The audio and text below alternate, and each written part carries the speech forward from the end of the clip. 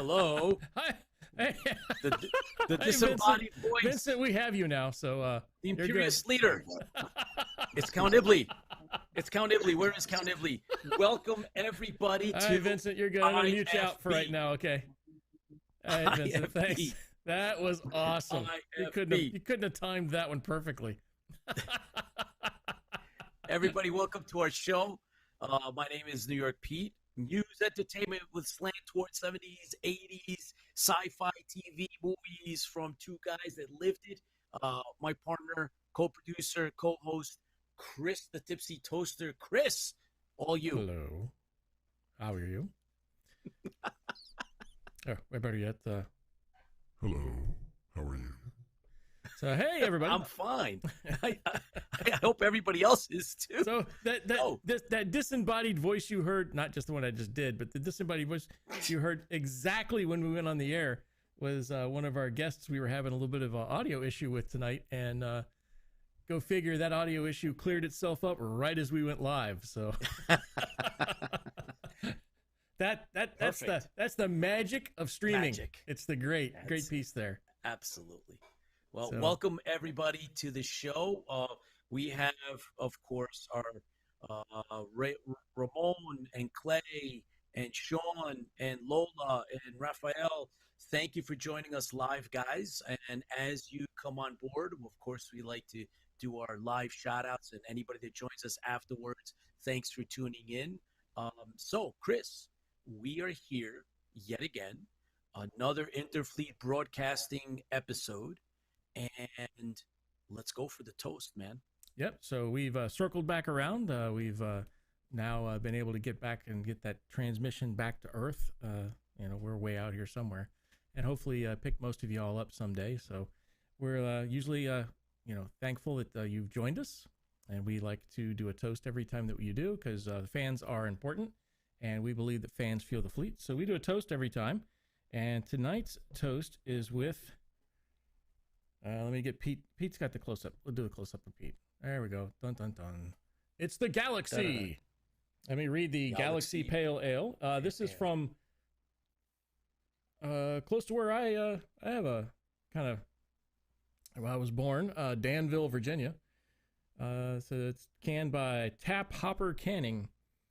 And it says, this unfiltered pale ale is a solo voyage for the Galaxy Hop, featuring flavors like passion fruit, peach, and citrus, coming from generous whirlpool and dry hop additions. Ballard Brewing Company brings you Galaxy Pale Ale. Dun, dun, dun. Dun, dun, dun.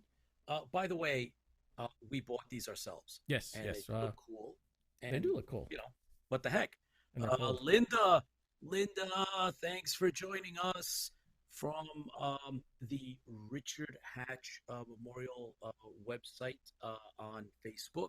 It's one of our associated and supported groups that are out there. So for those of you that, like all of us, are fans of Richard Hatch, of course, we have Linda with us. So thank you for joining us, Linda. And, of course, Lola from Battlestar Saturn, and Sean's here from Battlestar Bulletin.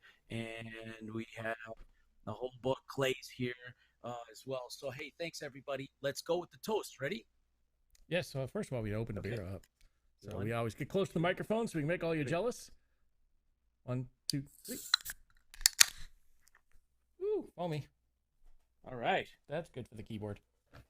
Yes, and if everybody remembers last time, I did the challenge, right? Last episode was the challenge. Yep. This time it's not no challenge. This time it's regular beer, right? Normal beer. It's not 8 years old. It's definitely got, I can smell the peach in it. Oh, it smells good. Last week it did not smell good.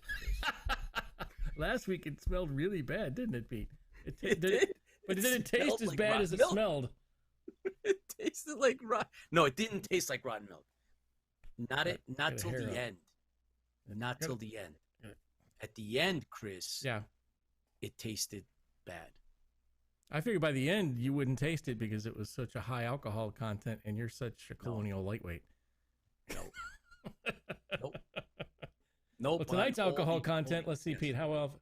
It's not that bad. Oh, you're in trouble. It's 6.1. What is it? 6.1%. No, it's 6.1%. Yeah. Wait till we do Dragon's Milk. That thing's like 11 or 12.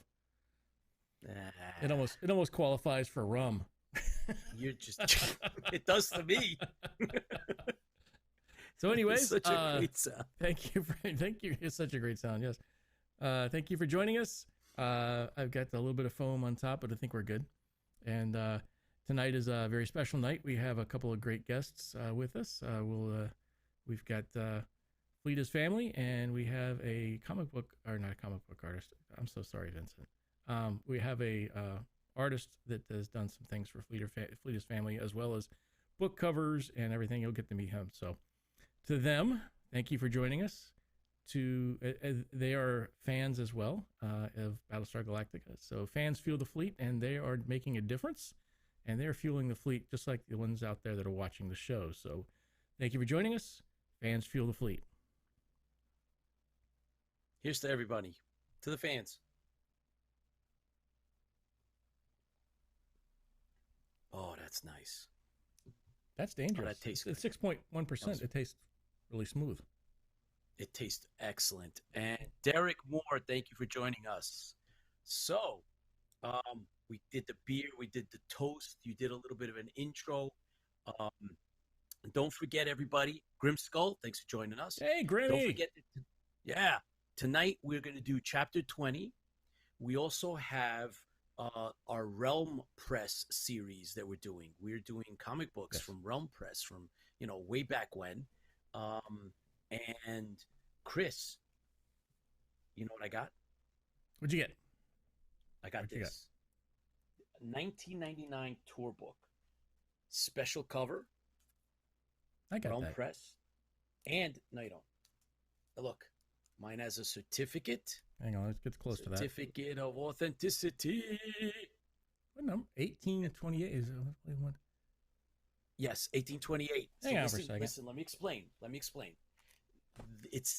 There's only 2,000 of these made with this cover, and this was for convention only, and I have number 1,828. Ah, so I've got one. I am the Got one of what? What are you talking about? I got one. You got one. When'd you get that? Yeah, I got one. Hang on. Yeah, what number you got? I told you I have 1,828.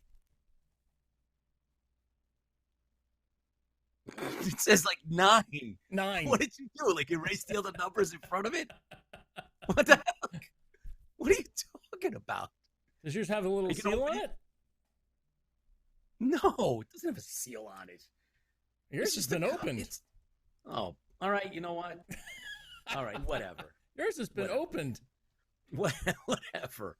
All right. Mine's never been opened. I've still got the seal. Number 9, right? Yeah. I go and I get the cool,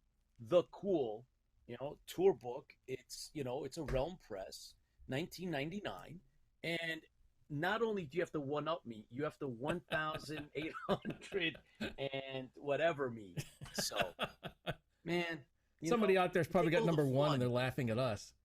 You suck the fun out of my 1,828. So at some point we will be doing a review. It'll be on Pete's because I'm not opening mine. Pete's has already been opened. We can open Pete's. I'm not going to open mine. These are really cool, guys. If any of you have them, you have to join us when we do these because they're just a lot of fun. But tonight, later in the show, before we do the chapter, though, we're going to be doing this one here. All right. Yes, you've got the other cover. I've got the other cover we can show tonight too. So we'll be doing that. Of course, you have the other cover. You have the fancier cover. That one's called. Got it. But... Yes, of course. I don't have the convention cover though. This is the 1999 one. This is a nice one. So we'll get into that later, guys. And so, David Alexander, we could Photoshop a number 05 on this certificate. Photoshop's a wonderful thing. It could only be cooler if I had like 1,999, the second to last one. Now that I think would be kind of cool. But I'm good. So Grim Grim can help you with the Photoshop stuff. He's a big time digital artist. I would give him that title. Yes, Lola. Whatever the Tipsy Toaster doesn't have, he will get. I'll try to get, as long as absolutely, my wife doesn't find out how much money I spend. That's why I'm so thankful she doesn't listen to this. I'd be in so much trouble if she listened to this. You spent how much money on what? It was important, hon. It was a comic. Just $2 on sale. It was on sale, 4th of July sale. That's John. You should have $1.99.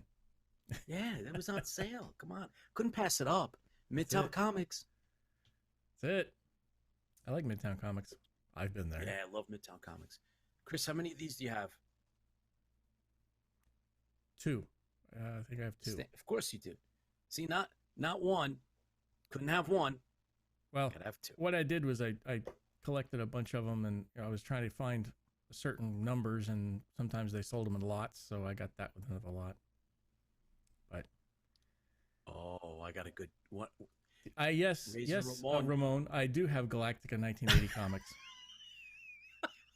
You honestly, you thought you were going to stump him? No such luck. Yes. I don't have them all yet. I'm working on it. I don't have them all yet. Lola says my Maxim comics cost $4.99. Yes, those are great. They look like anime. Yeah, they kind of look like that anime. Kind of cool. Yeah. Can be anime, arranged to inform Mrs. Toaster. Manga. Whoa, Linda Russell is willing to inform Mrs. Toaster. Oh no! You don't want to do that. No. No, we don't do that. Should come down with stock and inventory. I'll be broadcasting from my cell phone next week.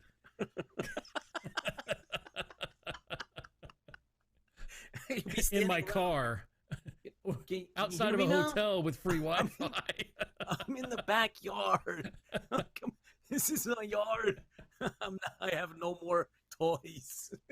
No microphone, just the phone. That's it. You can't join us because I can't broadcast that way. Those Galactica 80 comics, Chris are also numbered below 100. Yeah, of course they would be. Why wouldn't they be? Yeah, thanks, Dave. And Jason, thanks for joining us tonight. Thank you. So, Chris, we were asked to help a worthy cause. Yes, a very worthy cause. Yes. And so we tonight have dedicated our program to putting out the word for a couple of events that are going on, especially the auction part of the charity. Right, there's some very specific and unique Battlestar Galactica related items that have been donated for a charity, and we're going to get into some of the details, but I just want to let everybody know that's where we're going to go with this. And those are our guests that are with us. They're going to come on. They're going to talk about all of the details, why we're doing this, who they are, and I believe that Chris and I, we are part of the bigger family, as all of you are, in terms of Battlestar Galactica. And, where we're going with this is important to all of us. So it's always nice to know that we support each other in many different ways. And, those of you that have been watching, you know where we're going with this. But I think, Chris, it's time that we bring in our guests and we fully open everything up and, let the cat out of the bag and just throw ourselves right into this, Chris. That's it. So without further ado, I'm going to go ahead and bring our guests on after I turn their microphones on. Of course, that would be the first thing I would have to do. Yes, please. We have to make sure that works. Let's see if. Yes. Poor Vincent's definitely got his microphone working now, I'm sure. So we'll go ahead. There we go. All right. Okay. So welcome, everybody. So this is tonight we have with us Patty from Fleet is Family, and Vincent Sammy, who is a artist who has donated some things to Fleet is Family for auctions and for the helping of the XO, Michael Hogan from the second Battlestar Galactica 2004, as well as other persons that Fleet is Family does help out. So we were very privileged to have both of them on the air tonight. And let me give you a heads up, first of all. So tonight, we are broadcasting Pete from New York, Chris from DC, Patty from England, and Vincent from South Africa. Yes. Hey, Vincent, what time is it there? Vincent's got a drink too. It's 2:15 in the morning right now. So he's a day ahead. Patty, what time is it there? Like 1:15. Ah, okay. Gee, that's I'm all. beaming in from you my guys are good Cylon for bath. Yeah, you guys are good for another 6 hours or so, right? Oh, yeah. Yes. It's 5 o'clock somewhere, right? That's it. It's 5 o'clock somewhere. Exactly. Mediocre Modeler, thanks for joining us. So, gentlemen, thank you so much for taking the time out. It's obviously slightly outside of your bedtime, but it's a worthy cause. So, Patty, could you fill us in a little bit on the big picture, and then we want to pass it on to Vincent so that we can kind of get a feel for what we're about. Yeah. Well, first of all, thank you for inviting us on. I really appreciate it. Fleet's Family was kind of born out of an idea that for those people that may be tuning in, I also run Battlestar Archive, and about a year into running that, I sort of was running with an idea that once a year I'd like to do some kind of charity sort of event. And when I heard about Michael, much like everybody else within the community, I was really shocked, and I left it a few days to sort of see if the sound would settle, and I just got the impression, there wasn't anything sort of actively happening. So I kind of decided to just kick the ball down the stairs and take matters into my own hands, and just started to see if I could get something moving, really. And that's, when I reached out to Vincent after seeing his amazing work online with the Battlestar cards that he'd done. And yeah, it was like a prayer and a win, really. And somehow it just turned into this beautiful collaboration that birthed something really, really special that I think Vincent will no doubt tell you about. So, Vincent, how'd you get involved? Well, basically, as Patty said, I got it way back when I actually started creating those Battlestar Galactica cards.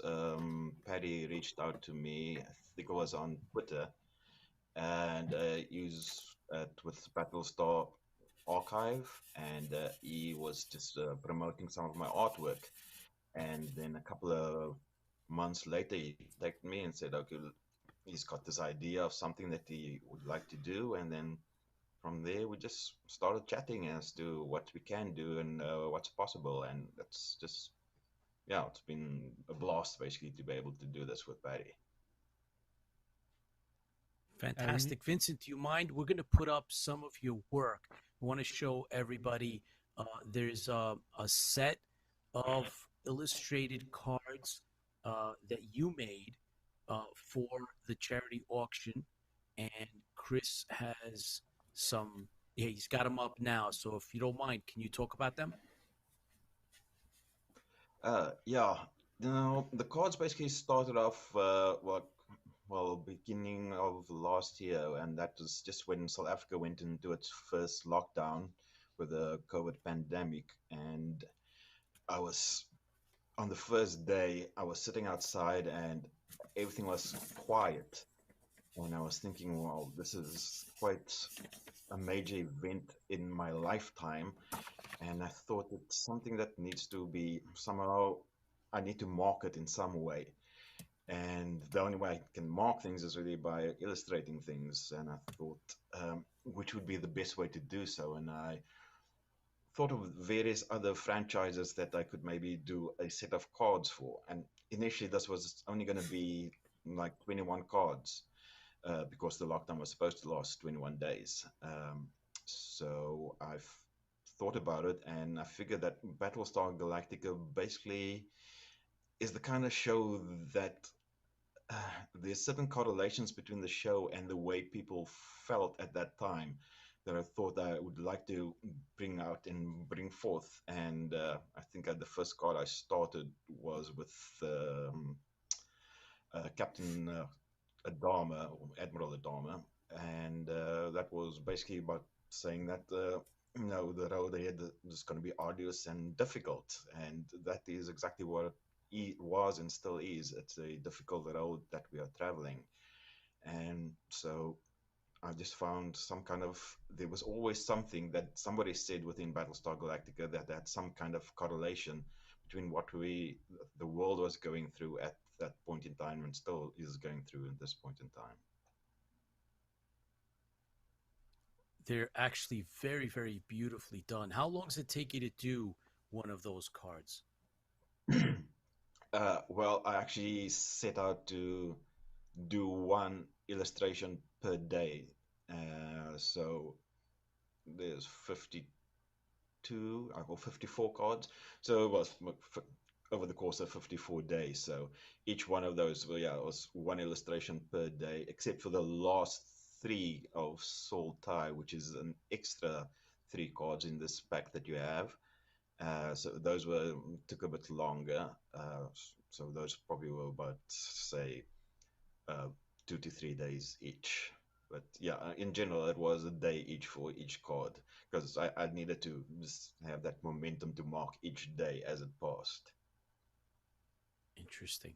And these cards, are you signing each one? Are those signatures on their original signatures, or how did they translate into what is in that pack itself?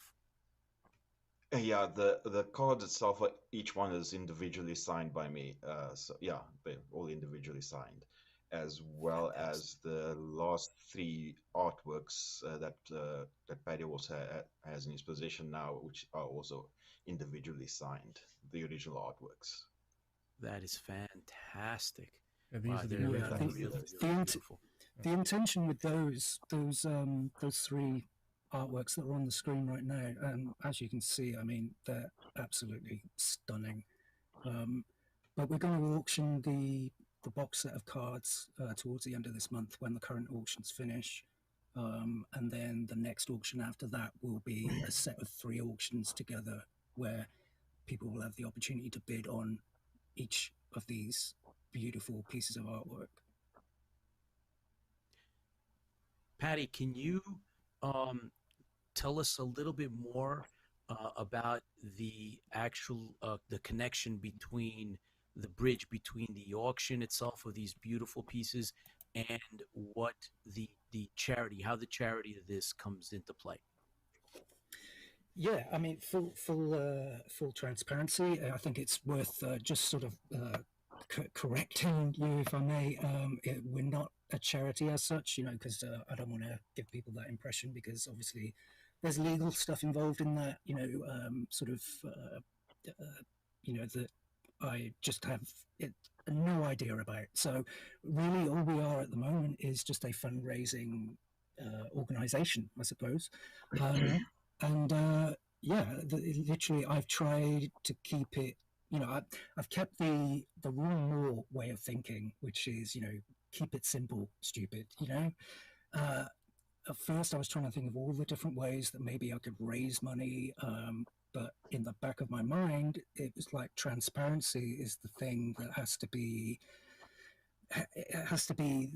there and visible for everybody to see, like where the money is, how much has been raised, where it's going. And so I thought, well, the simplest thing that I can do is I have my own eBay account.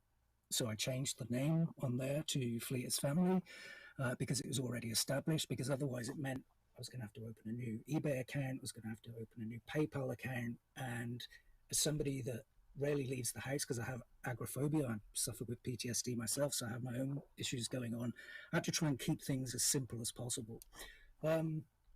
So yeah, basically what happens is when an auction is won, the agreement with Susan Hogan and Sherry Ulrich is basically that once the funds are received and the item has been received by the winning bidder, and we're able to close out by exchanging feedback, so the transaction is officially closed, then I basically pass on the funds to the GoFundMe. That's it. The only thing that gets removed as per agreement, in fact, it was at Susan's insistence, to be honest, is the eBay fee at the end of the auction. They take a small percentage because otherwise I'd be footing that myself. But yeah, Right. that's essentially the very basis of it. I just try to boil it down to its sort of basic parts. Fantastic.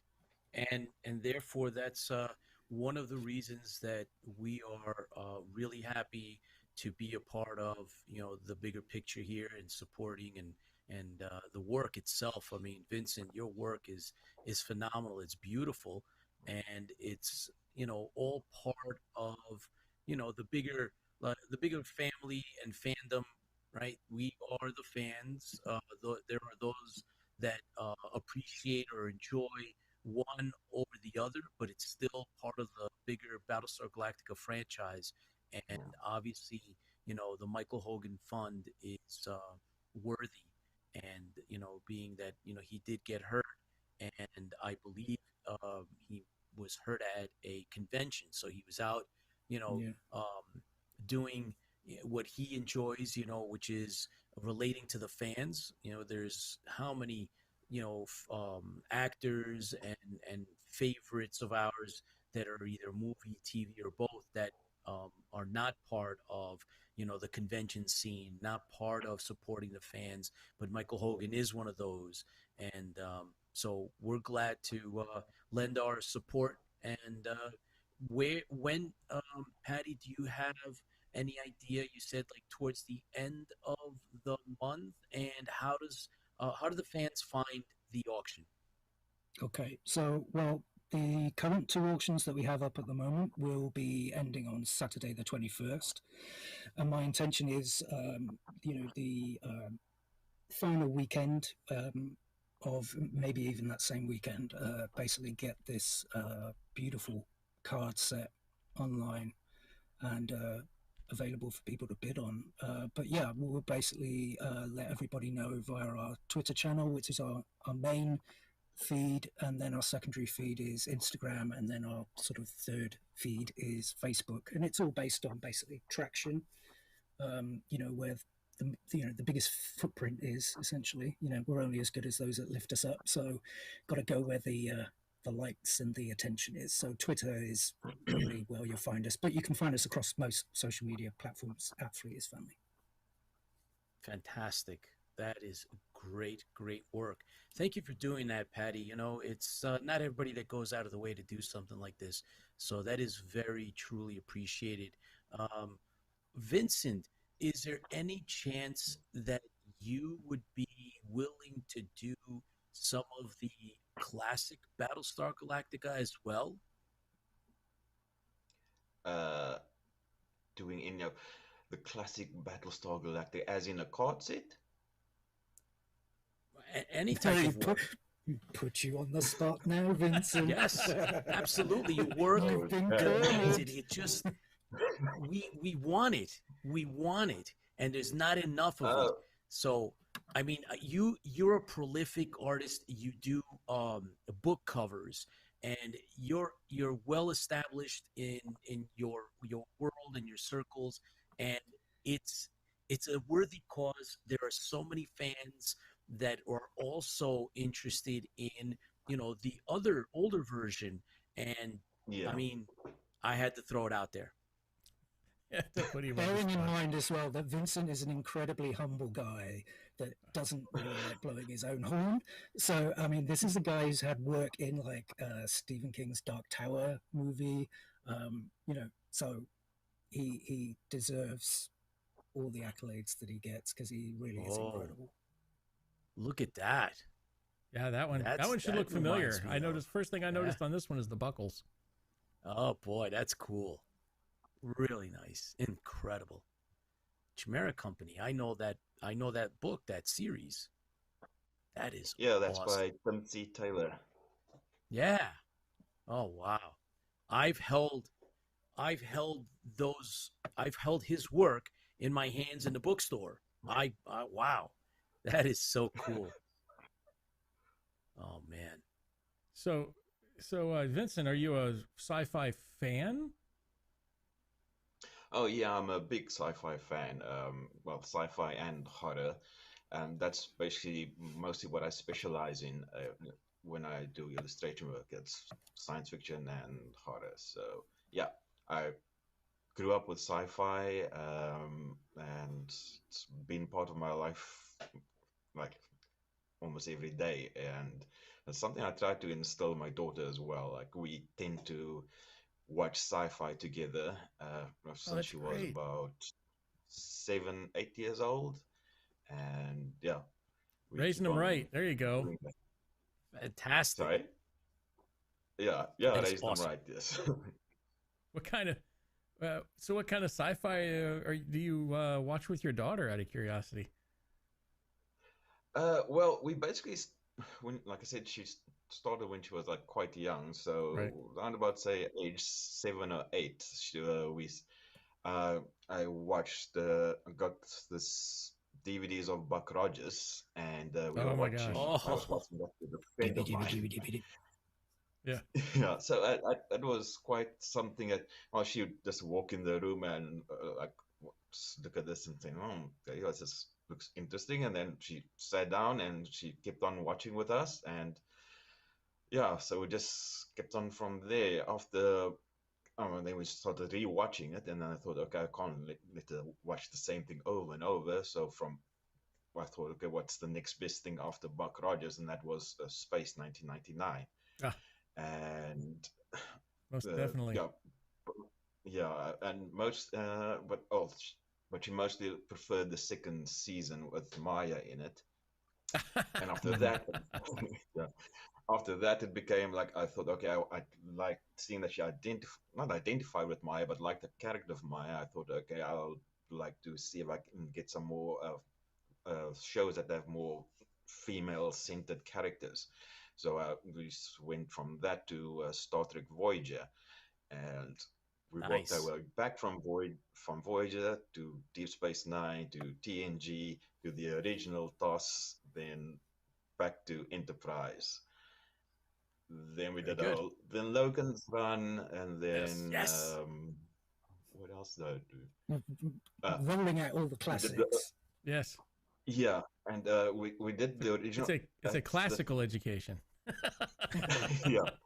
And we did the original Battlestar Galactica as well after that. Yes. But I didn't feel that she was ready for the new Battlestar Galactica at her age It's a yet. little dark. Yeah. So it's only like last year or the year before that we actually watched the Battlestar Galactica, the Randy Moore version. Yeah. So that I think she could appreciate it what it was. Mhm. Yeah. Agreed. All right. So favorite out of all that, what's your favorite? My favorite sci-fi. I know, putting you on Okay. putting you on the spot here. It's hard to pick sometimes. Okay. Classic. Pick a classic, Okay. It's and then like a newer one, right? So it's not of all time. Yeah. You get a chance to, okay. And Patty, you're up Spread it next, so around. start thinking. Okay, classic and a new one. Okay, I don't know how far back classic would go, but if I have to pick, I'd say classic as in the original Star Trek. Excellent. Okay. Excellent. series. And then I must say a sci-fi show that I'm quite partial to is Farscape. Yes. No, Yes. Oh, yeah. Yeah. All right. Excellent. I just Chris. find that it. Yeah, I just find that restarted Farscape is watching that. something that, yeah, it toes the line between what I always consider a modern sci-fi as a tendency to be very heavy and very dramatic and deals with a lot of issues that we face now, as opposed to classic vintage sci-fi, which was more fun, escapist. Yes. And I think Farscape blends the two very well. Absolutely. Good choices. So Yeah. Patty, you're up. What's I do old love and new? Battlestar Galactica as well. Oh yes. Of course. Of course. Patty. Patty was supposed to be up next. Yep. What was the question again? Your favorite old and My favorite old. Okay. and favorite new ish. See, now I don't really want to pick an old TV series. So can I pick a movie? Sure. Okay, that's good. It's sci-fi. It's sci-fi. Yeah. When I was growing up, Spielberg was really, really influential on me. Like Close Encounters of the Third Kind, obviously E.T., experiencing that in the cinema sort of in 82. Now, I'm sure we can all relate, but feel really old saying that now. But movie-wise, I think the movie that really left an impression on me was in the early 80s, I got to see THX 1138, and that just blew me away, Yeah. Great movie, and it's kind of hard to believe. I know George Lucas gets a lot of Fiegel carb thrown at him, but yes. Yeah, it's a great movie. It's I think I'd probably prefer watching that to Star Wars. That's controversial good. opinion, but yep. Recent, I would say, obviously, definitely the new Battlestar, closely followed by Lost. The Those new would Lost? be my top two. Mm-hmm. Yeah. That is a really good show. Wow. I really enjoy that one. And Vincent and I have discussed this. I love both of those endings to both of those shows.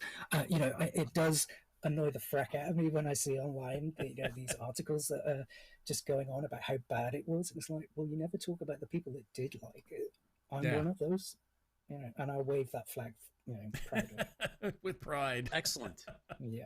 Excellent. So what's next for Fleeta's family? Literally, because of I hate coming back to my inverted commas condition, but I try not to think too far ahead, to be honest. Okay. I try and kind of concentrate on the present. So really, even at the moment with the August auctions, it took me a while to get up the steam to do that. I was a little ill myself in July, and it kind of just knocked the wind out of my sails. So sometimes you have to step back in order to, move forward, I suppose. But yeah, looking down the line, one of my intentions, even when this was just a sort of seed in my head with Battlestar Archive, was it'd be good to just give back to the community. And it's, Michael Hogan may be the focus of Fleeta's family for now and the immediate future until such a time that he maybe doesn't need us anymore. Mm-hmm. Yeah, we're open to helping others when, on a case-by-case basis. We kind of can't help everyone, obviously, but yes. Yeah, that's the intention. There's Raphael. Yeah, I was about to say you got another person you're helping out, Raphael, right? Yeah, so I've got two auctions up at the moment. One for Michael and one for Raphael, who I believe is tuning in as we're broadcasting. So awesome. Hi, Raphael, if you're listening. Outstanding. Awesome. But yeah, there will be more exclusive items and signed items. And as for the Bear McCreary music manuscripts, I don't want to give too much away, but anybody who's interested in the current auction that misses out, maybe keep an eye on what comes up down the line. Yep, that's it. That's all. Excellent. And when you're, hopefully you come back to us when you're ready to start announcing some newer auctions. We can throw some of those out for you. So, thank you. Yeah, Vincent, what's new for you? What's coming up? Anything in the close horizon? Close horizon. I've got a couple of projects that I'm working on. One of them actually being being part of a trading card set that's being produced from vintage horror movies. The one is Horror Express, and the other one is the Satanic Rites of Dracula, both starring Peter Cushing and Christopher Lee. Yes. So yeah, I'll be working on that, and then I've got a couple of books sci-fi series that I'm working on, doing covers for that. And well, there's quite a lot that needs to be done. Yes, so I'll have to think about where I'm going to squeeze in the Battlestar Galactica original cause. Yes. Yay. Yay. As a There matter of you have fact, it. Raphael is Exclusive. on and he says, "Yes, I am. Thank you." And Robert Baum, thanks for joining us. So fantastic. So It's I'd like to we show love your some work, yeah, Vincent. some more of your Love your work here. That's some Look of the at that. horror work I mean, here. some amazing. It's just, and this is off his website. So if you haven't say it's Carbon Karbon KAY.wordpress.com, and you can find a bunch of his. It's just amazing. I just like I was telling you earlier, we'd met up earlier. I said, you know what? When they passed out the art gene when things were coming out, I did not get that one, but I did get the stick figure one, and I can make one heck of a mean stick figure. Yeah, and you know where your missing DNA went? It went to Vincent. Yeah, it must have. He got a double dose okay. of that artistic talent. Absolutely. Oh my gosh. And Vincent, I heard about the Hammer Film horror trading cards. I'd heard about those. Yeah. So there's a lot of collectors waiting for those. That is awesome. Okay. Look at this stuff. How do people approach you for for book? Does somebody go through? You have like a person that you go through, like a handler or a manager that people get a hold of to if you're interested in using your services? No, it's pretty much come. A lot of new clients actually come off of my website. People who've seen work on my website, so they come from there. And I have a steady people who I usually work with that I've been working with for the last couple of years. So it's been a steady flow of work from people that I've known, and new people are coming in mostly through the website. That's an amazing website too. Well deserved. It's just beautiful work. We really enjoy it. Oh, thanks very much. I'm a big fan of the military sci-fi stuff myself, so when I see all that, I just tune in to it immediately. It's really cool stuff. It is. Yeah, great. those books of Tim C. Taylor are quite entertaining, and there's a lot there that I mean, I actually learned a lot of things from them doing these kind of books as to how to, when you illustrate guns, how they are handled by the military, and those kind of things I didn't know before. So it's that kind of feedback that you get from authors as well that really makes the job really worthwhile. Fantastic. Man, very impressive, Patty. It's a treat to have someone as talented as Vincent here involved in helping out with the charity, and your efforts are fantastic. And so on behalf of myself and of course fandom, we thank you for stepping up and doing this. We need more people. I appreciate that. This type of thing. So thank you, Patty. Like I said earlier, we're all only as good as those that lift us up, so getting this thing off the ground in the first place was a little bit like trying to get the Valkyrie moving from dry dock, so yeah. But we got there in the end. It was a bit of right, exactly. But no, thank you to people like yourselves and to Vincent and to everybody else that has helped over the past several months, kind of getting this thing floating and moving in the right direction, and we're getting there. We're sort of making slow progress, but the progress that we're making is tangible at the end of the day, and that's what's important. So thank you. Oh, you're quite welcome. And I think it's important that, and we always talk about fandom, and the power behind fandom is only limited by the imaginations and the drive of the people. And your drive for this has been tremendous. It's great that to see a fan come out and say, you know what, there's something going on and I need to help, and that's so important. And then we have Vincent, who's another fan, part of the fandom, that says, hey, I want to help too. That's the kind of, I guess, family, like you said, Fleet is family. That's the family that the fandoms make up, whether it be Battlestar Galactica, Logan's Run, whatever. Those people have something in common, and if you get together and put your efforts and your mind and sometimes your money behind things, you can move mountains. You can move a lot of things. You can make some really good things happen. And I think, Patty, you're helping move those mountains, and you're helping people like Raphael and Michael, because they're fans too. So it's great that we have that connection across continents, from the United States to South Africa to England.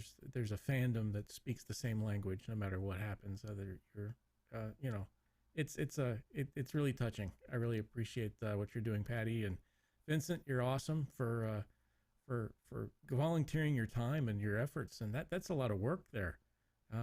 And just the talent that you have is stupendous. I can't put it to words. Guys, I'm welling up.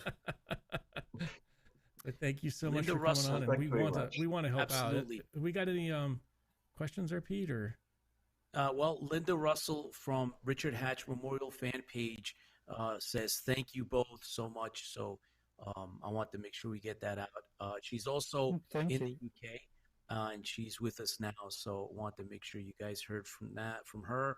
Of course, just Raphael to let you guys also. know, we have there's a signed Richard Hatch piece that will be going up at some point, maybe in September. So I'll make you guys and everybody else aware of that. Oh, fantastic! Oh, that's great. Thank you for sharing that. And Raphael, of course, is on. Yes, I am, and he says thank you very much. And I guess just from everybody out that's following us live, they're very supportive. And Lola Mayer is like, ooh, and yes. So guys, again, thank you so much for doing what you do. And Chris, there we go. There we go. Thank you for unblocking our guest. I had to throw it. We had the comments. We had to throw them up. Oh, God. Well, I'm looking forward to the auction, and we will keep everybody up to the minute. Patty's going to let us know what's going on. Vincent, we're going to follow you as well. Both of you, of course, are welcome to the show anytime.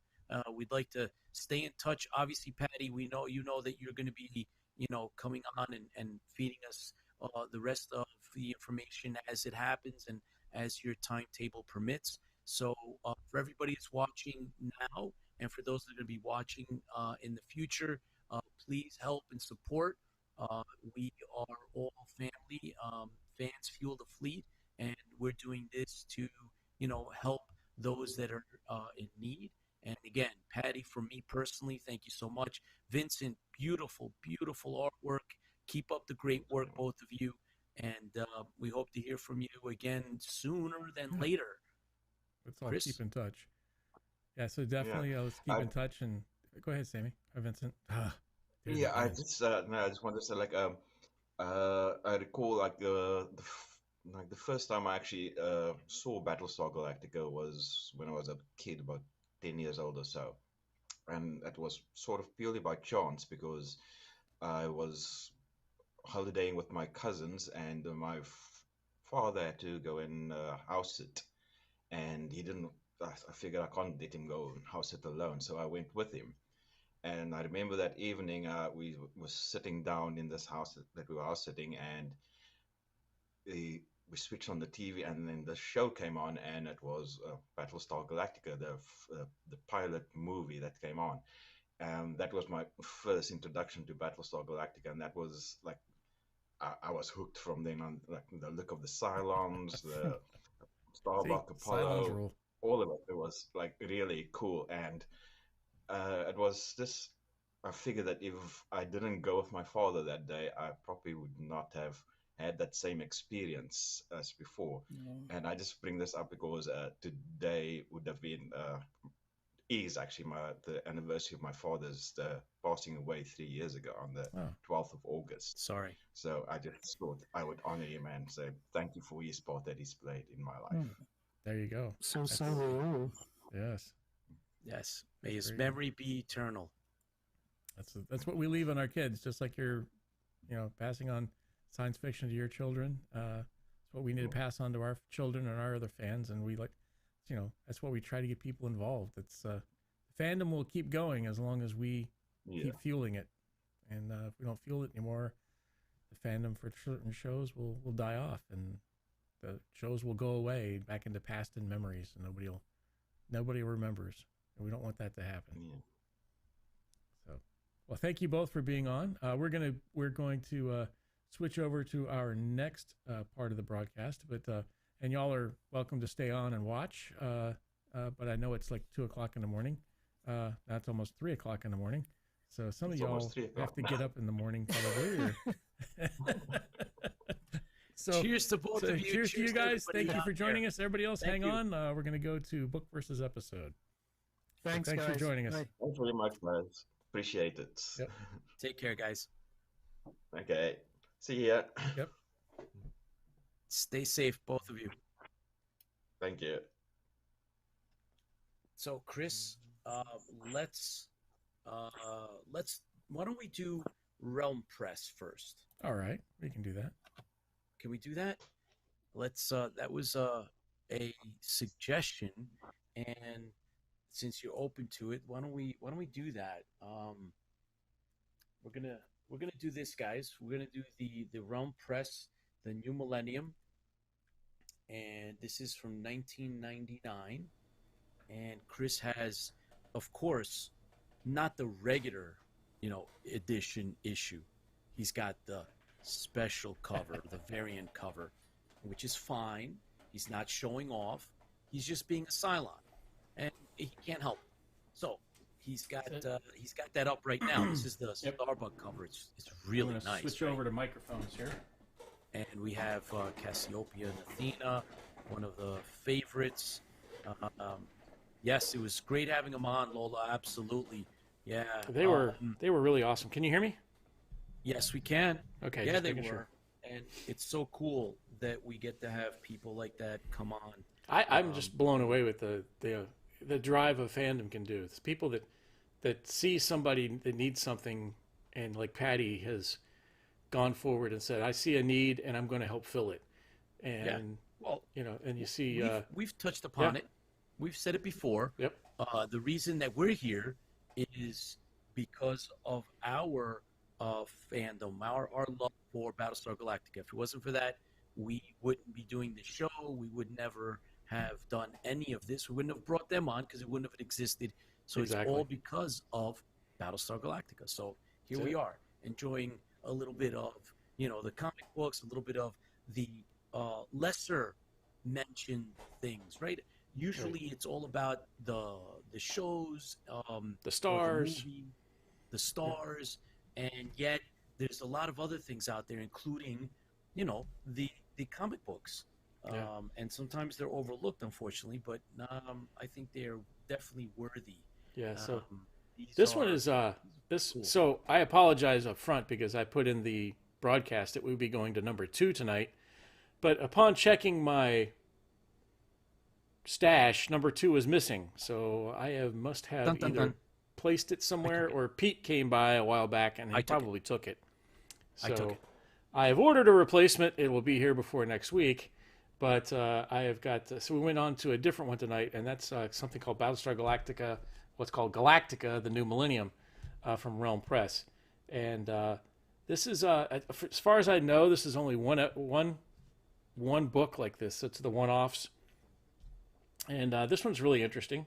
I find, I love the cover. I mean, everybody knows I'm a Athena person. I know she's awesome. I didn't want to say that. So I'm trying to say something nice. I'm trying to say it nicely, but with the drawing on this, so there's actually 3 different covers. Pete has one he showed earlier, and there is a convention cover, that I do not have in the Starbuck cover. So the Starbuck cover is done by Dan Parsons, and I don't know if you can see that. Yeah, you probably see that. And then and then Robert Scott was the aggro ship cover, and then of course That's the the one I convention have. cover is out there, but it's a little harder to find. So the convention cover. And one other thing I noticed about this is I don't believe this has got the paintings as well as the other ones were. I don't think this one was actually put up as paintings. But still the artwork and these are amazing. So there's actually 3 different stories in here. A couple are smaller than others, but the Fear of Flying is kind of one of the first ones. It reminds me of one of the, I think it's Battlestar Galactica book number 14, The Memory Machine. Okay. Yeah, where Battlestar, in the Memory Machine, Starbuck is actually seeing a psychiatrist. This is the same thing. It starts out with, of course, battling in flight, a battle with Starbuck there, or a battle where a female pilot is in trouble, and she's running the fleet trying to get there, and Starbuck comes to save the day, and being the, I'm going to say it, male chauvinist kind of guy that he is, he's hitting on her while he's saving her life. Throughout this whole thing here, he's hitting on her. Hey, I got a hot tub back when we get done with this. And it kind of flashes between 2 scenes. It's the one where, she's in trouble and she thinks she's going to die, and Starbuck's there doing really crazy stuff and hitting on her at the same time. And Starbuck. Yeah, so flashes back to Galactica, and during the Galactica thing, we've got a person in here. I can't remember her name. She's a psychiatrist doctor. She's getting ready to tell Starbuck when he gets back, because he's late for his appointment, by the way, that he is going to be grounded. What? Hold on. And before you go any further, there's 2 things that if anybody has this, you may or may not be able to tell because the opening page had some really cool details. The Viper, the larger Viper that's coming in from the right, its insignia is in blue. What's a different the one Viper? on the left is the top one too. Yep. So that one that you're pointing to, and the other's in orange. Yes. So yeah. And then it's a totally different Viper too, because it's got a different tail section on the end of it. Yeah. So, by the way, script was Jim Shooter, Dan Parsons, art and colors, Mark Haynes in lettering, J.C. Vaughn, editor, and Jim Kahoric, editing director. Make sure we give credit where credit is due. Yes. And the artwork is very, very cool. Yes. And yeah, there's some really nice, and like you were saying, this is different from the other comic book that we started looking at. Robert Baum says, don't recall seeing these comics at any comic book store. And the truth on my end, Rob, is that I actually saw it once. In 1999, one visit to a comic book store, I noticed a copy of one, did not know what it was, hadn't heard anything, and I thought it was a little odd and out of place, and regrettably did not buy it when it came out, and then lost it. Didn't know whatever happened to it, and then years later, I actually was able to put it together. But I think about 10 years ago was when I started picking them up here and there. Clay Arden says, hooray for purple and orange squadrons. Yes. Absolutely. It almost looks like a purple here instead of a blue. Yeah. But so cool, here you go. This is classic Starbuck. This one here says, can you read it, Pete? It says, she has a luscious assistant, though. So he's talking about his psychiatrist. So he's doing that during this whole fighting thing. And of course, the assistant is kind of they go back to where the assistant, and I like this because it works just like the regular television show does. They're fighting out here, and then they switch back to a new thing, and now they're back inside of here, inside of the Battlestar Galactica, and they're talking about his perusing and how he was caught in the admiral's or the captain's commander's quarters. Sorry, with two flight attendants from the other ship or something, and how he's been drunk, and they've got video and pictures of him, and she's bringing it up, and she's like, well, he's clearly has a issue. He's crying for help is what she's trying to say, and she doesn't get Starbuck, so finally at the end, he saves the person's life, and he gets back to the ship, and of course on the way back he's like, the person he just saved, he's like, maybe if I can convince the doc I'm nuts, she'll put it back. Maybe she can, I'm busy. I can't read it doing this. Maybe if I convince the doc I'm nuts, she'll give me a nice furlong, and of course, hey, Starbuck, we have that date later, right? So the girl he just saved. There we go. Just saved. So he's being that person. So he makes it to the office, and of course he jumps down on the seat, and she's getting ready to tell him, hey, I'm going to ground you. You've got a mental problem. And of course, the alarm goes off again, and he runs off, and she says, she finally gets it. Her assistant's been kind of to convince her, and she deletes the audio file and puts him back on his regular flight thing, and says, it's just the way he deals with things. So that's the first story. That was really good. Rob says, please don't tell me that the shrink is named Cora. No, I don't think so. I don't know. That would be really something. Give me a second. I got to get it closer to my eyes, so you're going to have to hit a blank page for a second. Blank screen? Come blank on. Screen. What's up with you? Not cool, man. Come on. Put it back. We'll want to see more of that. There we go. I can't. Med Dr. Ishtara. Psych Med Dr. Ishtara. Okay. So that's the first story. That would have been funny. Yeah. And the next one is kind of really a short one. It's more of a thought-provoking type thing where a father and a son is on the aggro ship and kind of bounces back and forth. Hey, someday you're going to be saving the fleet, and of course something, the Cylons attack, and yes, the Cylons attack. Of course. Then they're like, oh my gosh, are we going to die, Dad? And everything else says, no, we're going to live. You're going to find Earth. You're going to be a very good fighter and everything else. He says, the kid's like, me? And he keeps going, and then the kid kind of gets these flashbacks of what's going to happen. He's, of course, he's daydreaming what's happening. I love this picture here with Adama and the guys is that kind of dancing, jolly dancing and everything else. And the kid's on the shoulder, and this is all about the kid, and the kid with, dead Cylons around him and everything else. Yeah, and a dead Imperious leader. Yes. Yes. Dead Imperious leader. I didn't want to mention that, but anyways. Shot him in the head. Yeah.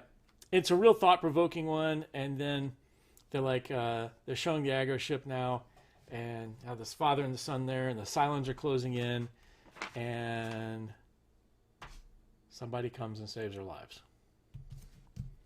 And that's kind of the end of that one. Guess who that is. Yep. Guess who that is. So it's a thought-provoking one. It's kind of neat. This one's this is beautiful. This was I really love the entrance page of this right here. It's just gorgeous. This is Tales from the Pegasus, Chapter 1, Daddy's Girl. As far as I know, there is no Chapter 2. This was in a one-off book. It never got past any farther than number 1, and never went to number 2 that I know of. If somebody does find a number 2, let me know. So this is Tales of the Pegasus. This is more of a Sheba story, which is really nice. It's, kind of shows where Sheba's crash landed, and she's like, "Oh, Dad's going to kick my butt," You can imagine Commander Kane is not going to be happy. So this is at this point in time. This is before they get to the Galactica, and she doesn't have, her blaster doesn't work, and she's crash landed, and then of course her what? Her blaster? Her laser? Laser blaster. Laser? Blaster. Blaster laser blaster. Laser. Yep. And then she's getting attacked by animals there, and she has to run. And then of course it flashes back just like a regular TV show does. Flashes back to the Pegasus and Commander Kane. And where's my daughter? What's going on? Oh, well, she shot down four Cylons before being taken down herself. And he's like, but of course, being Kane, he's going to go out and find her. So he leaves leaves with his people, and he's going to go find her. Meanwhile, back on the planet, Bojay, yeah, exactly, yeah, that's cool. So that's before Bojay leaves, I guess. Yeah. Trey Nar, thanks for joining us. He says this would have been a great series if it had continued. I think so. In terms, any of these would have been great. Yeah. So this is the fight with the different animals that are coming after her. So she's wrestled with a couple of them. She's fallen down. No laser. No blaster. No laser. And of course, she attacks and she kills one of them. And I mean, you really get a good look. Here's the Sheba that here's the bad butt Sheba. I'll say bad butt instead of the other one. But look at that face. Oof. Yeah, that's no joke. Yep. Oh, and Commander Kane finds her in the cave, and he's like, "Oh, are you okay?" And she says, "I love it." She says, "Daddy," instead of Commander Kane. Yes, she's going into shock. Yep. But then it talks about how many, all the different things that happen, and how they're, father and daughter. It's that's a nice, good picture, father-daughter type picture. And at the bottom? In the bottom, what? The bottom of that page. Who's at the bottom of the page? Oh, it's Apollo. Yeah. No. Put it back. There we go. Can't believe I'm agreeing with the Cylon, but I prefer Blaster. Yep. Yeah, that's what Mediocre Modeler said. Clay Arden says, no blasters, no blasters. I'm just quoting the bartender guy. Razor Ramon, laser blaster, best of both worlds. There you go, laser blaster. I'm going with that. I like that. And this Thank one, you, sir. I don't get this, but it doesn't even sound very nice. I've got your Muffet right here, pal. I really don't know what you're talking about there, but that's kind of different. That's for another issue. Galactica: The New Millennium #2, October '99. Yeah. I do believe I've seen this cover, but I don't think it was on New Millennium. Correct. I think they didn't get a chance to use it. Yeah, that's pretty cool. Hey, what's that Raider comic? That's I've got this one. It's a season 3 convention edition. That's sweet. I have that one. Cool. So when we get to season 3, I'll pull that one out. But yeah, there you go. I'm in the process of trying to get the season 3 back. deluxe one here. There we go. #1. That's a nice one. And the tour book. I have this one. Oh, that's with the Boltar. Yeah. Yeah. Season 3. Though? This one. That one. Yeah. Yeah, I have this one. Yep. I don't have this one though. I'm looking for that one too. That's a nice one. But this is the other cover. That's the cover I have. Yeah. That's the New Millenniums. Other than this one, and then that's it for tonight. What's that on the back? Unicom. Huh. From the proposed revivals to what Borrelia and Noman have for lunch. From critical analysis to the chat room discussions, whether Muffet should be spayed or neutered. And from reviews of the latest novels and debuts on whether or not Bojay ever gets the girl. Ooh. If your cable or satellite provider doesn't carry IFB, then there's only one place to go. It actually says that? Yep. If your cable provider does not provide have access to IFB, then there's only one other place to go. We just did a little time travel. Excellent. Yeah. Oh, that's so cool. As they say IFB, they don't say Interfleet Broadcasting. That's why we. No. That's why we're able to do what we do. We have the trademark. We have the trademark, and nobody stopped it. So, all right, switching over. All right, switch over. I should focus. You should have put that in the middle there. I thought. Let's see. I think that either Larson or Dijkstra made it intended to call the sidearms pistols, so we'll not cause Lucas to go after them with major force, and the blaster discharge were made to look different from the weaponry used in Star Wars. Yes, that was part of the settlement that eventually just kind of dissipated. But yeah, they couldn't show the laser beams. Correct. That was from Rob. Thanks, Rob, for that. Razor Ramon, I thought that said unicorn for a sec there. Yeah, no. Unicom. Yeah, Trey, that iron-on transfer border looks incredible on a desktop in full screen mode. Yeah, that's the whole purpose. All right. I'm working on the other ones still. Yeah. Chris is glowing. Yeah, I'm working on the other one still. I just haven't, here's one I'm working on now. I haven't finished it yet. That's awesome. But that's cool, man. But the only problem I'm having is with a 3-1, like we have a 3-1 here. The borders are too thick to fit 3 people on the screen. So okay. I got to figure a way to go all the way around it, and then I mean, how do you split a rainbow type effect to go back and forth? I need Grim to help me out. Hopefully Grim's still on. I don't know, but I'm gonna get with Grimskull and see if he can help me figure out how to do either 3 or a line through these somehow. I just can't figure out how to break it. But that first world problems, right? Yeah, first world problems, exactly. Well, look, guys, that brings us pretty much to Chris's favorite heavy metal rock band. That's right. The Cylon Death Machine. Dun-dun-dun. Cylon Death Machine. You say with attitude. So that's where we're at.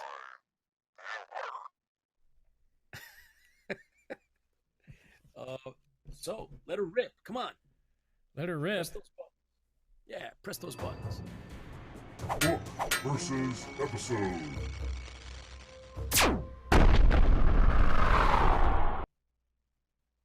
Yes. Chapter 20, page 175. It's a short chapter, but it's a good one. And Charlie, thanks for watching. So, Chris, book versus episode. Yes. So it's a cut and dry, but there's some really, really good tidbits in here. I mean, really good ones. I picked out a whole bunch of stuff.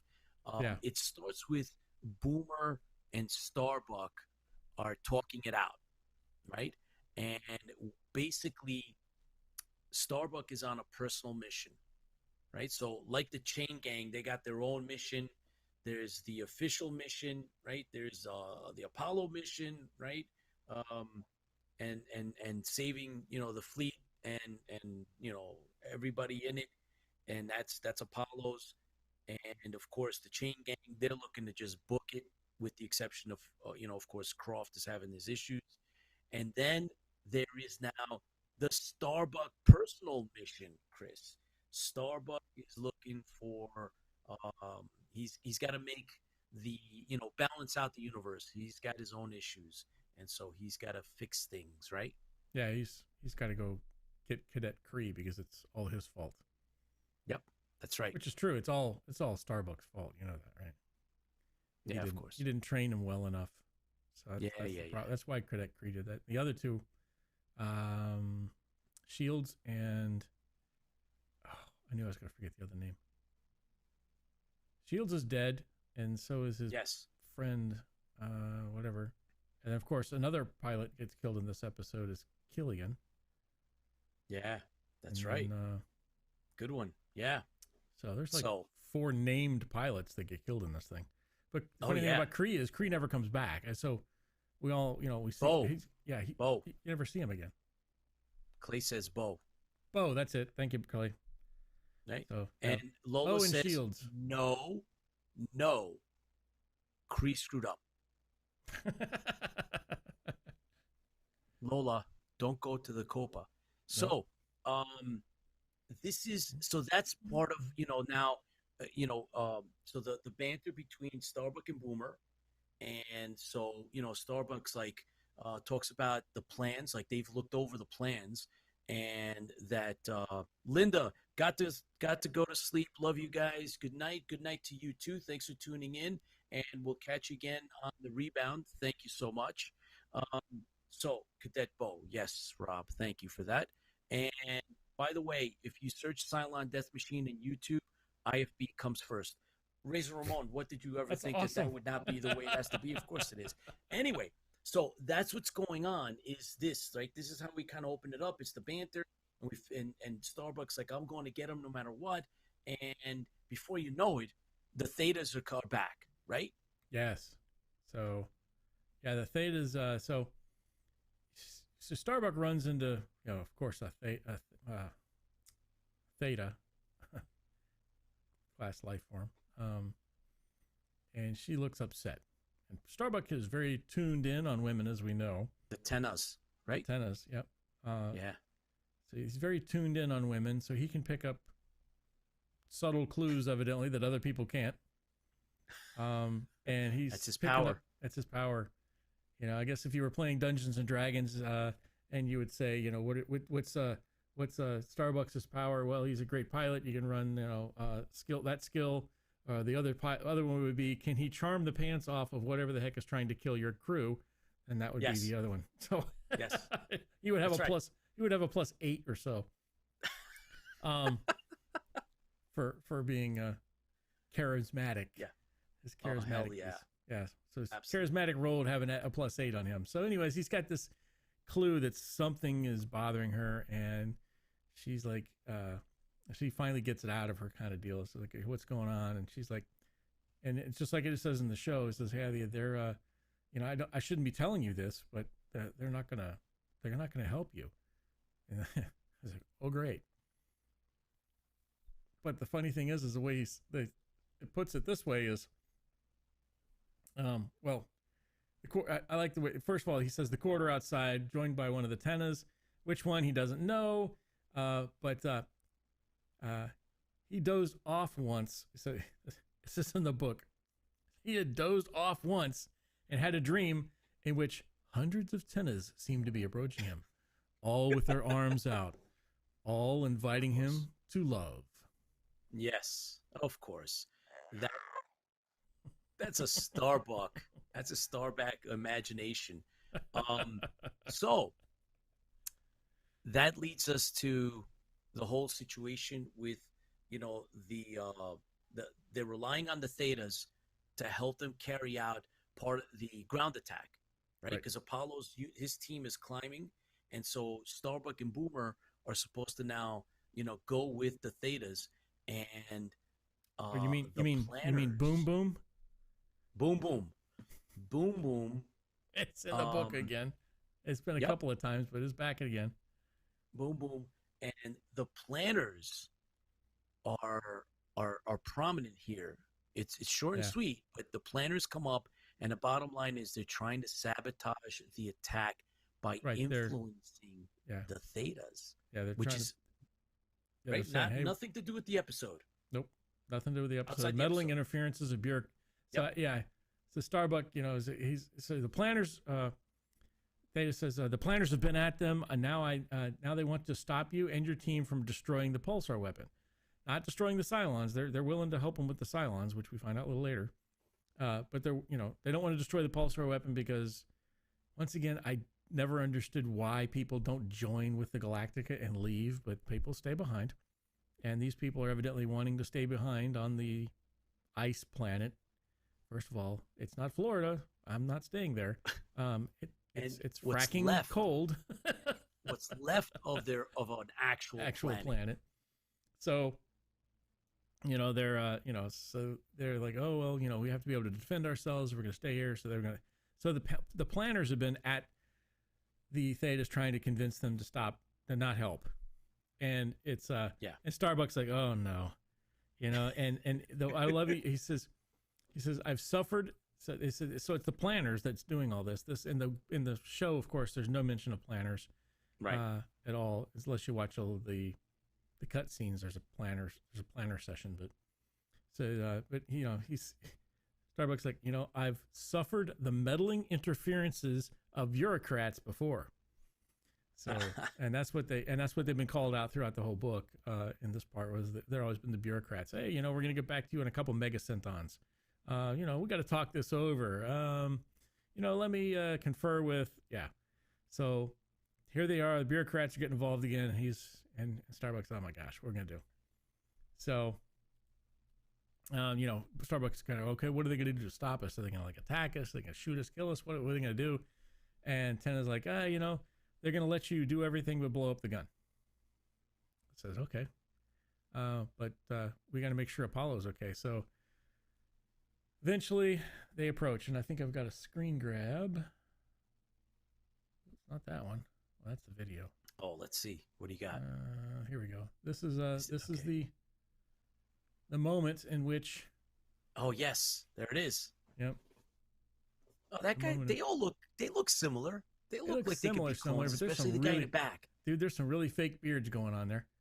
Yeah, but they look pretty cool. And remember, I always say this: the episode moves quick. So you really don't get a lot of time. Yeah, if you stop it like this, you don't catch it, but you'll catch it like this. But normally, when it's moving so fast, they're close enough to where your mind carries through.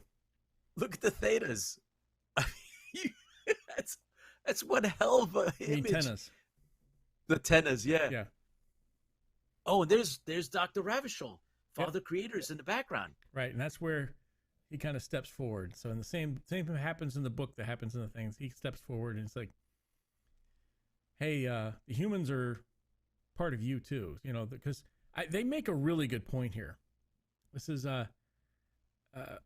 they say that they're really pleased to help him kill the Cylons. I think that's horrible. But anyways, they say, hey, they tell Starbuck, we're really, we want to kill the Cylons and everything else. We don't want you to destroy the pulsar weapon. And what he says is, we don't know your people. All we know is that you're willing to sacrifice us for yourselves. Yeah. And that's a really good point. Here they are. They're going to say, hey, we're coming to destroy this thing. And they're not thinking about what happens to the Theta class life forms. The Surfi. I feel that they're really concerned about them, making the Galactica survive and the only parts of the human. But, Surfi is actually at this point, it's Sur 7 of 12. Yes. Which is not, But would you think that you said it? Doesn't logic dictate that these guys? Yes, and that's where Father Creator comes in and says, "Hey, look, we just go with them." Yeah, right. I mean, you would think so. Let's go. Yeah, I wouldn't want to stay on that frozen ice ball where you can die on the freaking plateau because of the air turns into frozen liquid, and that sounds like a really great. I'll put that on my freaking vacation plans right away. That's ridiculous. So yeah, they don't know why they don't take him. It's a lot of this one of those things that you always wonder. It's like Kree when he leaves this one, and spoiler alert, Kree gets saved in the show. But what happens to Kree? You never see him again in the entire episode. Nope, you never see him. I don't think ever again. Ever again, yeah. So I don't recall. Rob says I don't recall seeing any of the 10 as accompany Starbuck, Boomer, and Kree to wipe out the garrison. Closest is the one who accompanies Series 5 Culture 9 up the mountain with Apollo and his climbing team. Yeah, and he gets crushed by the leg. Yeah, the leg. Yeah, he's crushed by the leg. Yeah, that's interesting. I don't know if that's going to be in the book or not. I can't remember that. We'll have to find out. Well, we're going to find out. That's next chapter. That's next chapter. But and as we get to the close to the end, Chris, why don't we come back on and let's bump that beautiful still shot that you had up. And there was towards now the end of Kree was fired. LOL, probably Lola. Now we're kind of coming. That's it, Lola. I think Lola's right. He failed out of the cadet program after this. He crashed a Viper. See ya. Yep. He's now serving drinks on the freaking Cloud9. But we didn't even see him. They kind of end all of this, with the father creator, Ravishol, right? He tells them, don't worry. We didn't give him everything. There's a reason that I held some things back, maybe waiting for that time, and this is that time. So I will protect. And there's a thing between Boomer and Ravishol. Like Boomer, says something about him, being a god. How does that feel? And so he says, yeah, I'm gonna have to deal with that. It was just that's easier. Starbuck and Ravishol, yeah. His father creator and all that insanity. So I bet there's a lot of people who wish they were you because you're like a god. Yes. And then Ravishol's like godlike. Yes, I guess you're right. But father creator and all that stuff. He finally realizes that he shouldn't have allowed the clones to worship him that way. And he's regretting it at this point, and he talks about that in the chapter about, I should have done something a little bit different than become the father creator and gods, and he's my creations, and he just felt really proud of him, and but he's definitely feeling weird about it. And Starbuck's like, say, hey, so Starbuck's leaving, and looks back at him, and then Starbuck says something here. Says, what can you say to comfort a fallen god? I like that. What can you say to comfort a fallen god? And they also threw in this, which I thought was really interesting, with a casual salute. Starbuck backed away from Ravishol and joined Boomer. Yeah, no, that's not their salute. Yeah. That's not what they do. We see the way they salute. Yeah, they grab their shoulder. Ow, my shoulder. Yeah. So what's a Cylon salute? Cylon salute is that the one of three fingers that they have like four. They're like cartoon people, and they have and I guess one of their fingers is nasty, so that's probably what they do. But they don't mention salutes a lot. So for a military organization, yeah, they don't come up often. So when I saw that, I was like, he sent them whatever their version of the salute is, which we do see the one episode where they kind of do that. So yeah, it's kind of cool. Take the Celestra. Take the Celestra. That's right. Yeah, that's the big ceremony. The ceremony and they salute the flags and each other. Yeah. So and they actually had a song in there too, I believe it, but they cut that out. Yeah. The horrible singing. Wonder why the clones didn't loan them Colonials, the Cylon rifles they obviously had a few of. Never even saw a clone fire on a Cylon. Yeah. I never realized that. Interesting. That's from Rob. Rob Baum, how did they get so many weapons without the Cylons knowing they're missing weapons? How about those weapons were left over from either when it was a planet or the initial invasion? There was some issues that went on. So yeah, I mean that's a good point. How do we know that Ravishol didn't possibly build them, or who knows? But that definitely what I noticed in the show, in the episode though. A lot of them looked like they had Cylon rifles. Oh, they are. They have to be. Yeah. Yeah. Yeah. Hang on. Yeah, that's a Cylon rifle. Yeah, there they are. Yeah, those are all Cylon rifles. I don't see the. I don't see the. They just don't have bayonets. Bayonets. No bayonets. Yeah. Well, wait a minute. The one back behind him does. Yeah, this one back there. Yeah. Cool. Must have been leftover rifles from the Cylons that they've killed, I guess.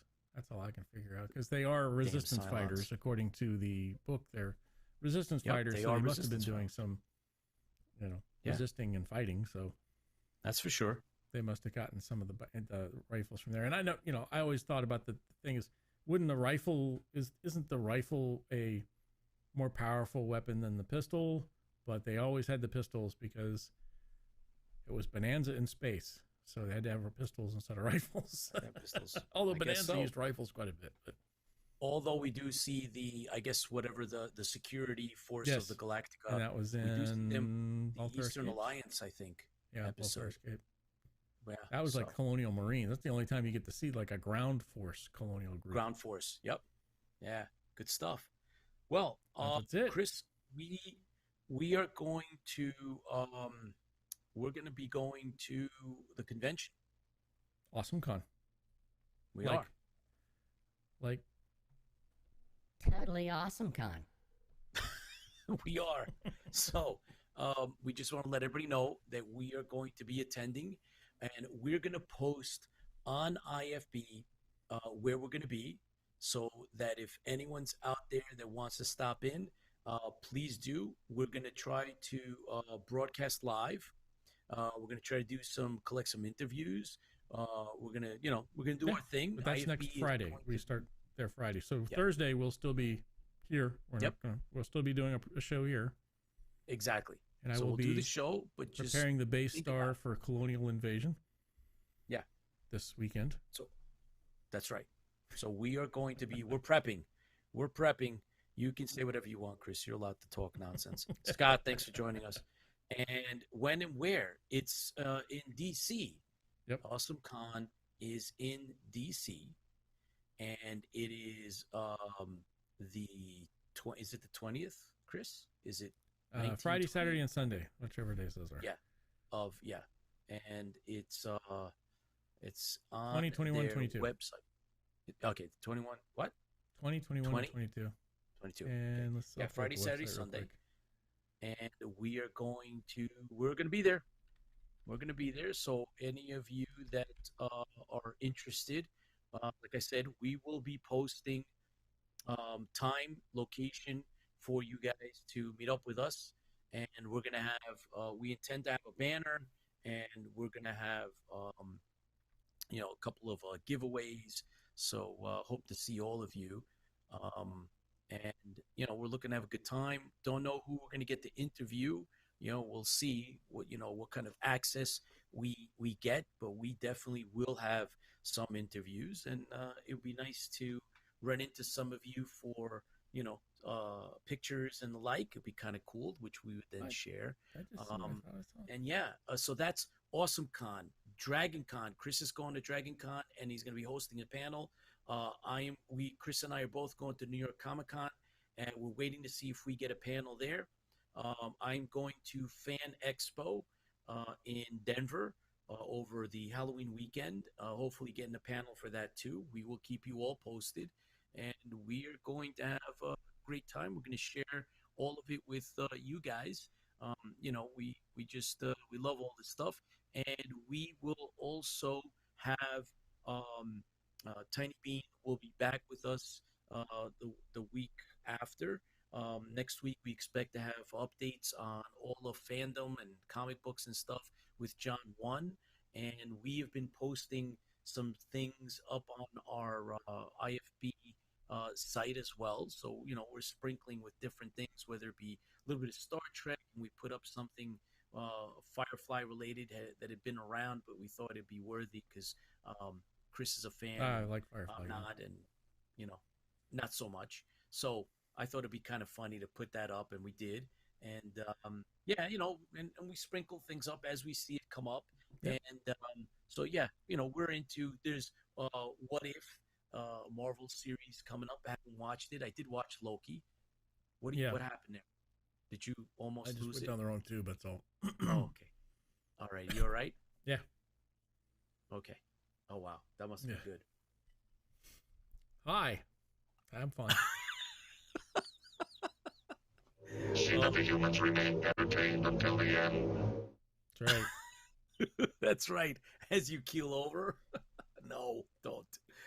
Anyway, so watch for all the news. We're going to be doing some good stuff. We said we're going to have a trivia contest, so we're going to be posting that as well. Yeah, we will be testing doing that trivia, this weekend, guys. So. Yeah, so trivia's coming. Guests, got a bunch of guests coming, and Yes. we will be announcing this weekend. Look for a major announcement. We are putting together a special tribute show that is for next month, one way or the other. Yep. And we're locking down the last of the details on who it's going to be. We have it looks like we're going to have a tremendous guest and a tribute show. In honor of classic Battlestar Galactica. So we're looking to have fun with that with you guys. Chris. Just thanks for joining us tonight. Don't forget, go to YouTube. If you haven't gone to YouTube yet, go to YouTube, look up Interfleet Broadcasting, and smash that like button or that subscribe button. Doesn't mean you're going to be subscribed to it. You're just going to be that says, hey, you like us. We have to have so many subscribers before we can do certain things on YouTube. So we've been kind of hanging on the Facebook area for that. Follow us on Twitter. We do tweets. We'll be doing some pictures and everything from con and everything else when we on our Instagram. So we have an Instagram. I know it's not on here, but just look up Interfleet Broadcasting on Instagram. You'll see us there. So once again, tonight was a really great night. I really circle back around, say thanks Patty, thanks Vincent. You guys were amazing. And of course, it just like the rest of you, fans fuel the fleet, and they're out there fueling the fandom as well as making a difference to other. Did you just pour some more drink? Are you actually going to drink the whole beer tonight? Yeah. What's your problem? Oh my gosh! Usually you have to give it to somebody else, right? I sell it. I go out into the corner like a pirate, and I just pour it out to all my pirate friends. It's alcohol abuse. So once again, Pete, you got any last words? Guys, thanks for being sports and tuning in. Let's support Michael Hogan, and looking forward to the next show. Yep. You guys are awesome. And for you guys that are watching us in the rerun, we're glad that you're tuning in. Thanks for joining us on our ride through, Battlestar Galactica and sci-fi. And don't forget to like, and we'll see you next time. And hope to see you guys at conventions. Yeah, So I can't wait to try out live streaming at the convention. That's going to be a blast. We sure will. Here's All to right. you guys. Here's to you. Stay safe, everybody. Fans feel the fleet. Thanks for joining us. And